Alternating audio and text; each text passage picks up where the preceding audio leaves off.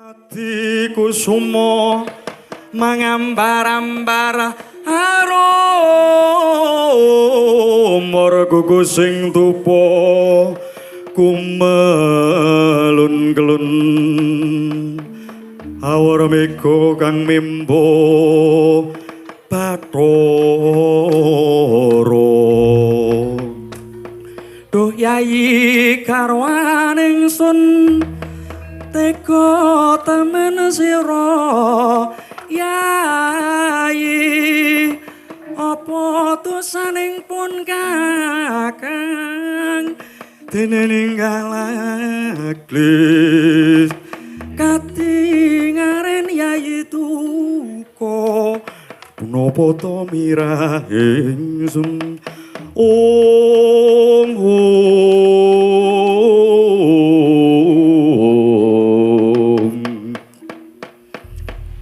datan kawusa ingkang manjing wonten ing sakjawining rangkah datula negara Ngastina nenggih Rekyanapati Arya Sengkuni ngawe dumateng sedaya kadang sata Kurawa kinen anggedhak perang dumateng sedaya nayaka negari saking loji tengara samyugi Sang Nata Prabu Tongsongsot inggih Sang Nata Prabu Bel Geduel Beh ngawe sedaya cantrik mantri bupati lan ugi mbok limbuk supados manjing wonten ing saklebeting pirembagan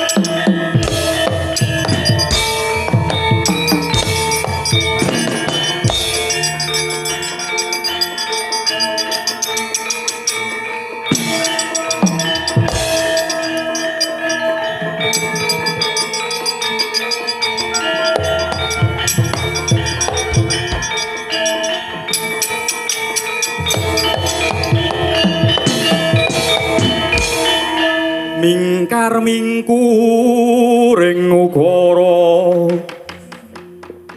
akarana karenan maradi siwi sinawong rasmining kidung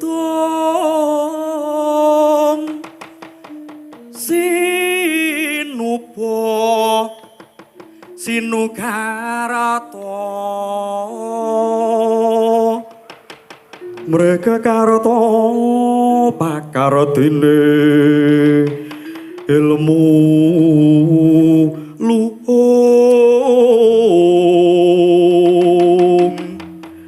kang tumrap ing tanah Jawa agama ageming haji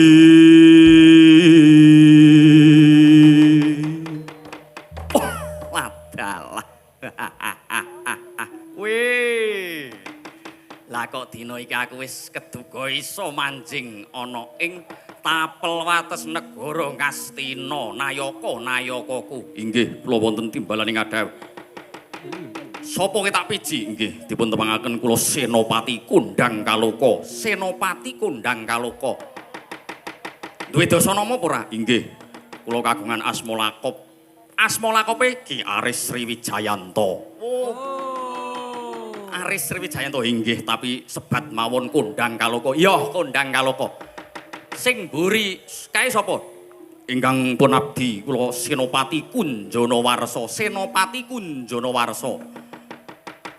Duwe dasanama? Mboten. Dibengungaken kali rencang-rencang mboten pun. Kunjanawarsa kewala. Oh iya, heeh. Dina iki aku netepi darmaning dawuh saka para sesepuh.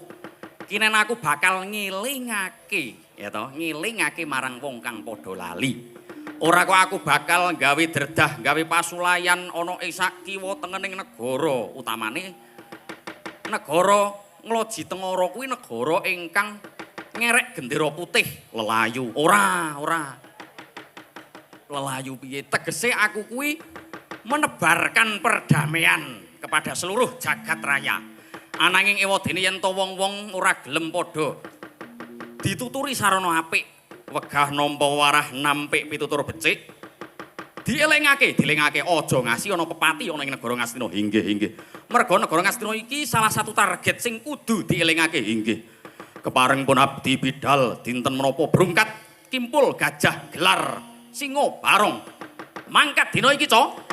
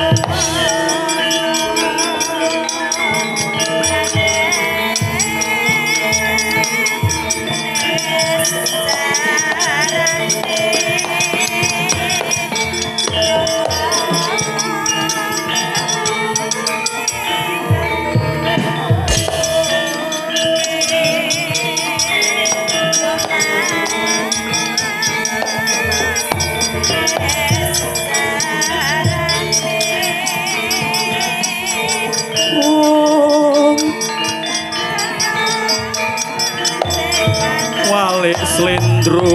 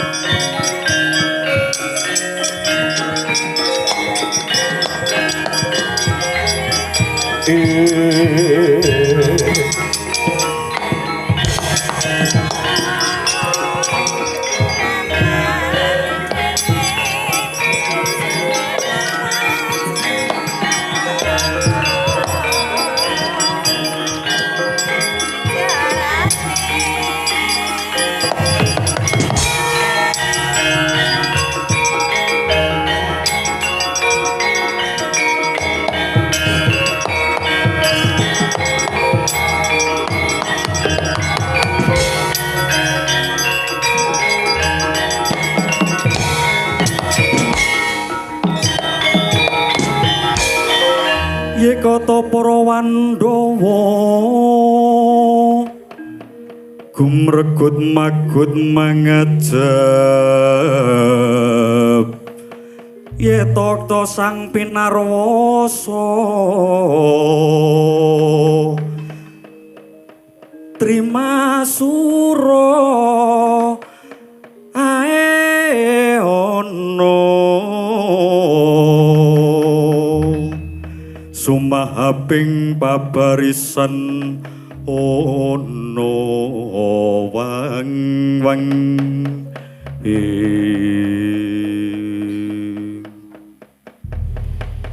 anak-anakku ngger bocah para sata Kurawa inggih wonten timbalaning adawuh pamanane inggih kula wonten timbalaning adawuh Paman Pati Rekyana Harya Sengkuni ngawi dumateng sedaya para sata Kurawa. Inggih, Paman. Mbok menawi wonten pakaryan ingkang badhe panjenengan dawuhaken sasampunipun wonten tamu mongko wujuding pawestri kala wau. Iya. Dina iki awak dhewe Surtiti ngati-ati. Tamu mau bakal nggawe karangabang ana ing saklebeting kutha Gari negara Ngastina. Mula dhek kudu sing ati-ati. Mbok menawa pawongan kae minangka dadi carakane wong-wong saka negara anyar ingkang awasten ngloji Tengara. Inggih, Man. Wis tau kowe ngrondani tekan kono? Dereng nate. Mbok menawi menika negara sanes negara wonten ing bumi tlatah tanah Jawa nggih, Man, ora ngerti. Anaking kondange ana ing sakulone negara Ngastina. Mula iki ngati-ati ana dom sumuruping banyu. Tegese awak dhewe kudu luweh jaga jagang sing jero beteng sing kandel. Nadyan kemeng wujuding pawestri ning mbok menawa akeh para manggala yuda sing wis dicakake ana ing sakjawining negara Ngastina. Inggih, Man. Kepareng paduka Aswatama, inggih kula wonten timbalaning adawuh nembanga gending Tengara. Supayane kabeh para sata Kurawa dimen rancak gegayuhane anggone bakal ngundurake marang wong-wong loji Tengara. Inggih, Man ngestakaken dawuh. Wangkat sang prawira kuswa magara kro kumiwang gegeteri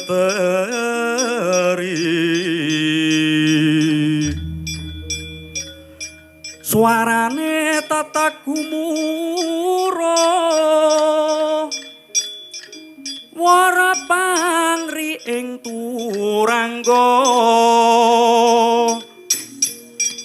bendeberi munyo saoran mangungkung pracinyo umangkating prang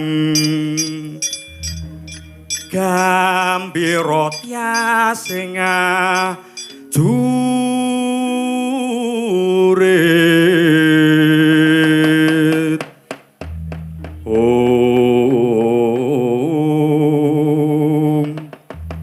matur Paman Sengkuni. Iya nggih Raswatama bocah bagus. Sedaya para wadya Ngastina sampun samapta ing gati sawega ing diri kantun nampi dawuhipun Paman Sengkuni kang pungkasan. Iya baudal dina iki kabeh nggih.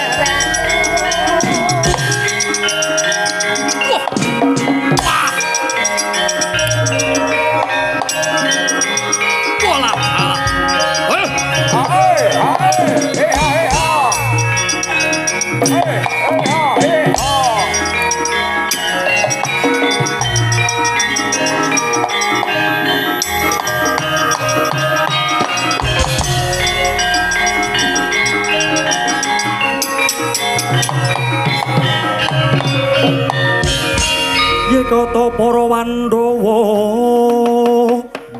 gumregut magut mangajab ae ana jejel masura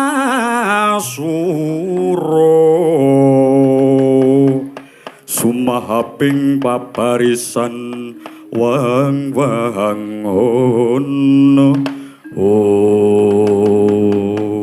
wala dalah ora pati nduga mono lah kok dina iki negara Ngastina kedayoan mangka wujuding Nayaka saka tlatah sabrang sapa kang dadi aranmu ditepungake aku Senopati Kondang Kaloka buah ladah jumpa haru jenenge gleleng pacake gagah pideksa godhek wok simbar jojo mangka blangkone cara nyimping pinggir wah Kondyang yo duwe wigati apa kowe mancing ana ing negara kene aku minangka dadi sulih salira saka Mbok Bakul Sinambiwara kuwi pekabaran tegese yo pekabaran dina iki aku kudu gedhak perang marang wong-wong negara Ngastina ulungna tanganmu kinarya perdamaian jabat tangan nek ora gelem bakal tak krincung sikilmu tak lebokke pakunjaran wah lah dalah lah kok kowe teko wah dhuwur pancen dhuwur gagah pancen gagah wah ning aja semangkean kaya mengkono ora semang gaya gleleng pacakmu sing dadi nyatane wah piye sumbarmu iki marganing patimu sak gendhingmu tak kendangi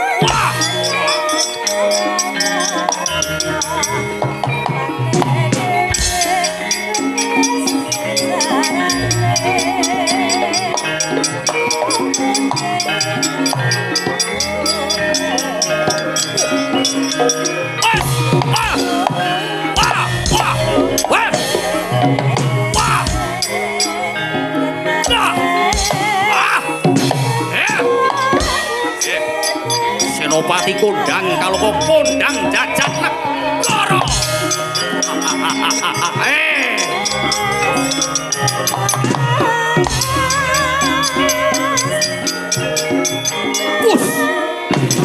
Yo. Wah,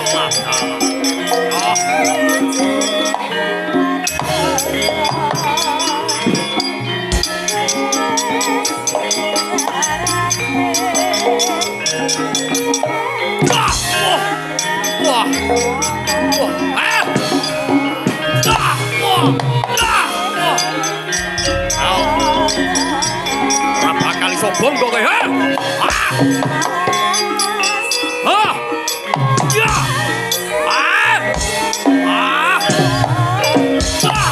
ya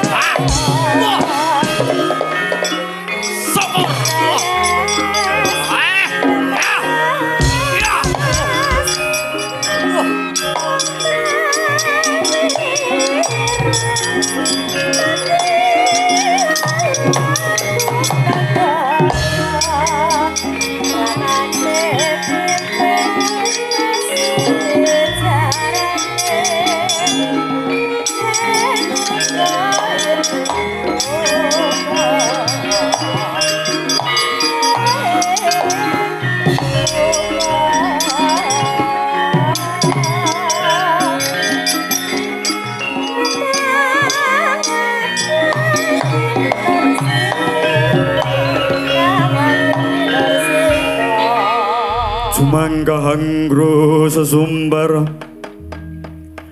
lindu bumi gunjing kumaluduk guntur ketuk ong hong ing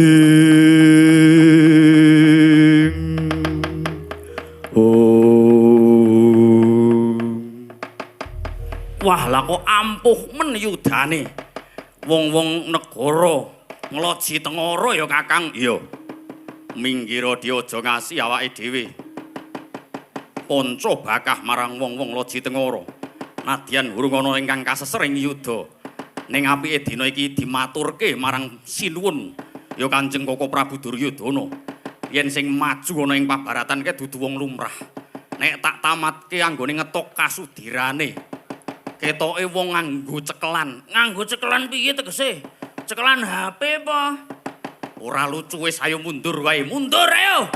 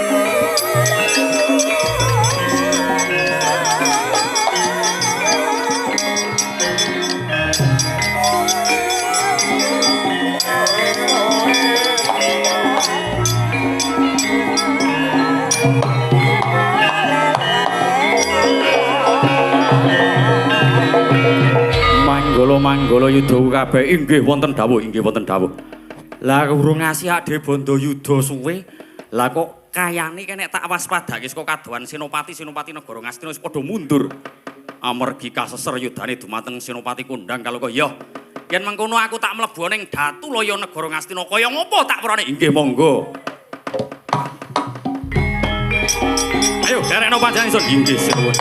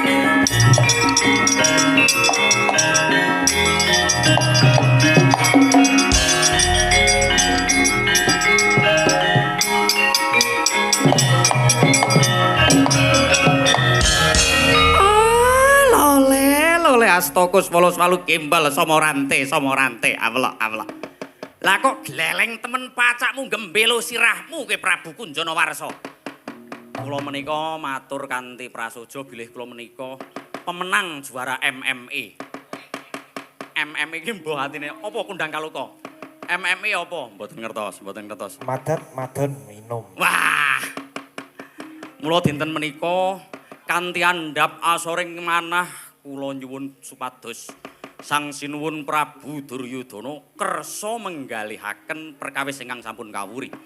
Supados mboten dados pasulayan antaraning Pandhawa kalih Kurawa, kula suwun supados nglenggana ing kaluputan lan ugi nderek mangayu bagya anggenipun sedaya kadang-kadang loji tengara menika sampun sayek saeka praya jumenengaken Nalendra enggal inggih menika Prabu Tongtongsot. Ora iso. Nadyan aku kempong perot jambul wanen ngadeg ora jejeg yen ora dicagaki. Aku mesti bakal bondo yudha marang jeneng sliramu Prabu Belgedwel beh. Sapéraning para Satakura padha mundur, anak Prabu Duryudana golek pandhelikan mergo wedi karo Nayaka-Nayakamu ananging ora bakal kedaden marang Panembahan Durna. Panembahan Durna iki tilas Senopati Agung nalika semana. Kondang dadi guru olah keprajuritan, guru olah kadigdayan. Isin aku mundur. Nadyan ijen tanpa ruang aku mesti bakal mapaki kredaning Prabu Belgedwel beh. Nuwun sewu. Panjenengan menika nadyan biyen kondang minangka dadi guru PSHT. Nah. Ning sakmenika jenengan punika nglenggawana mangsa uzur, mangsa sepuh. Mengkono apa piye? Inggih. Kula mon basa lho, padahal kula niku Nalendra lho. Kula tetep basa dumateng panjenengan sakniki ketimbang awak dhewe Bandayuda, mbok awak dhewe menika olah kepinteran. Rumangsane aku ki mung minangka dadi guru PSHT tok. Guru bela diri tok. Aku ki wong pinter, wong cerdas. Estu. Heeh. Napa nggih panjenengan nate ngaos dalah. Nyepelekke karo Begawan Durna kowe. Biyen jaman aku sih jeneng Kumbayana kuwi, pondok pesantren saka 5 kuwi kebuak santrine nek saya aku wis ora ngopeni. Tak wariske. Diwariske le sinten? Karsana. Karsana. Kula badhe ngajak adu kapinteran ning menika wonten syarate Burmanuk. Burmanuk tegese menawi kula kalah, kula sing wangsul wonten ing negaring Loji Tengara gagar wigar tanantuk karya. Semanten ugi nuwun sewu nadyan panjenengan menika wong ampuh wong digdaya gleleng. Nek panjenengan kalah nggih menika adu kepinteran kalian kula badhe nyuwun supados panjenengan sedaya Satakura mundur medal saking negaring Astina. Kula jumeneng Nalendra. Nah, HB pira iki? HB. Mboten HB, heeh. Habis bingung po. Ya, yen mengkono. Kowe bakal ngajak adu kepinteran apa? Kranten kula ingkang nantang, kula ingkang maringi pertanyaan riyen. Ya, panjenengan nate ngaos to? Iya, aku wis tau ngaji. Panjenengan ngertos nahwu sorab gudange ya kuwi ana ing padepokan saka 5 kuwi ya aku iki minangka sing dadi gurune, Sapa sing muni Pak Yai ke? Ya ora, ya kudu Pak Yai. Pak Yai Durna apa piye? Ayo. Ning nek ngasih kowe sing kalah gentenan negara Ngloji Tengara dadi kukupaning negara Ngastina. Sanggup mawon. Ya men kono. Dhisik kowe, dhisika. Arep njaluk pitakon apa lan uga adu kecerdasan apa? Nahwu sorab. Inggih. Ya. Rumangsane Durna ki wong loro saudon telu saurupan. Panjenengan ngertos kalimat niku enten pinten? Menggah nahwu sorab menika kalimat niku enten pinten? Utawi lafat niku enten pinten? Ana 3 sing masyhur. 1 kalimat isim angka 2, kalimat fiil ingkang angka 3 ya kuwi huruf. Sakniki kula badhe tanglet isim menika. Isim kuwi kata benda. Kata benda. Heeh. Menawi fiil menika ya kuwi kata perbuatan. Kata perbuatan, tindakan dan perilaku. Oh, ngoten. Berarti kata kerja. Heeh, kata kerja. Menawi huruf ya huruf. Wis ora iso diberdayake meneh. Oh, nggih. Saniki kula badhe tanglet panjenengan fiil menika kaperang dados pinten ingkang masyhur ki mawon. Ana 3. Napa mawon? Fi'il madhi, fi'il mudhari karo fi'il amar. Fi'il madhi menika fi'il ingkang nuduhake jaman sing wis kelakon. Fi'il mudhari fi'il ingkang nuduhake jaman sing bakal kelakon. Fi'il amar fi'il ingkang nuduhake ngongkon. Wah, pinter wae. Resi Durna SAG sarjana alam gaib. Tukang zaro. Heeh.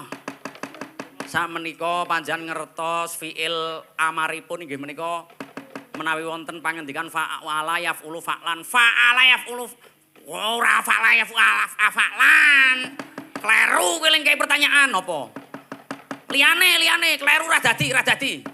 Nggih, menawi Doroba Yadribu Idrib ya ngerti. Doroba menika wis mukul. Yadribu bakal mukul.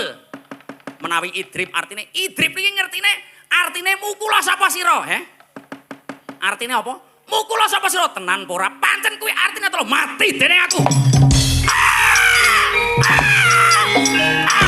Tak pukul. Ayo.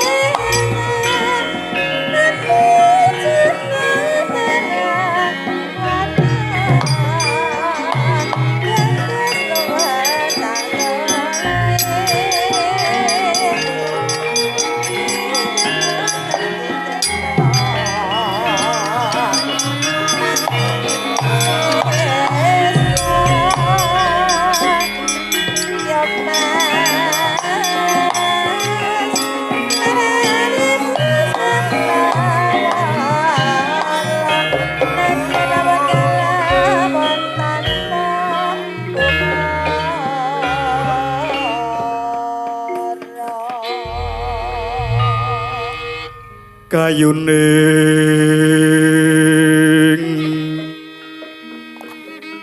Purwasa jati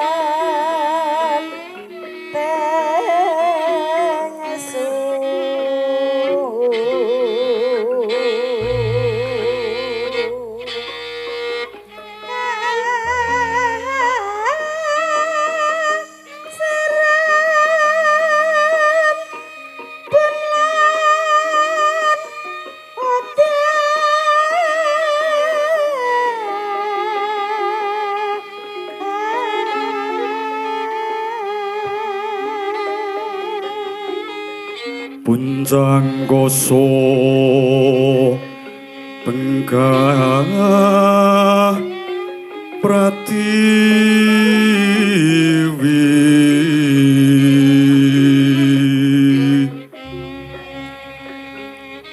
oyate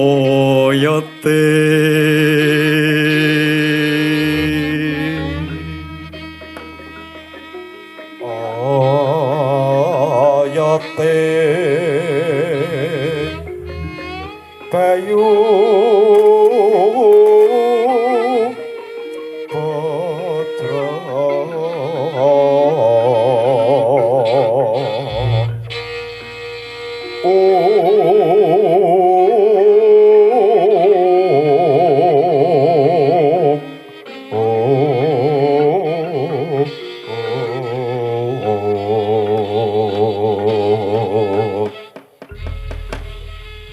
Leri